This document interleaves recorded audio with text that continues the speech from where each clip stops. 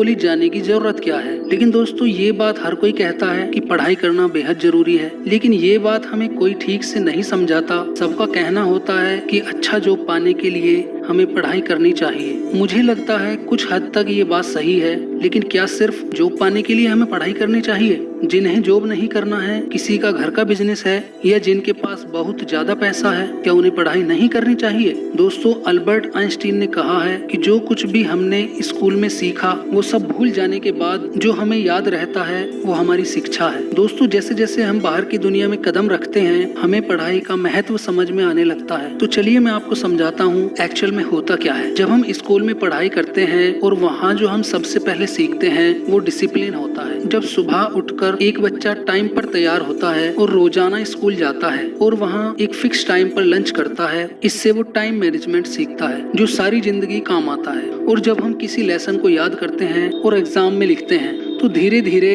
हमारा माइंड तेज होता चला जाता है, जिसके कारण हमें कोई भी बात जल्दी से समझ आने लगती है और हमारे सोचने समझने की शक्ति बढ़ जाती है। और जब हम कॉलेज या स्कूल में छोटे छोटे कंपटीशन में हिस्सा लेते हैं और उसमें जब हम जीतते हैं तो हमारा कॉन्फिडेंस लेवल बढ़ता है। और जब कभी हारते हैं तो हमें ये सीखने को मिलता है कि कभी कभी हार भी होती है और उस हार से भी कुछ न कुछ सीखने को मिलता है, जिससे हमारी सहन शक्ति बढ़ती है और जो हमारी लाइफ में बहुत मायने रखती है। दोस्तों आपने देखा होगा कि जब हम स्कूल कॉलेज में पढ़ते हैं तो कभी कभी टीचर की तरफ से कोई जिम्मेदारी सौंपी जाती है और हम उसे पूरा करने के लिए छोटे छोटे डिसीजन लेते हैं, तो उससे हम में डिसीजन लेने की ताकत पैदा होती है। ये सब हम स्कूल और कॉलेज में सीखते हैं। दोस्तों वो कहते हैं ना कि बनने और बिगड़ने की एक ही उम्र होती है और उसमें पढ़ाई का विशेष योगदान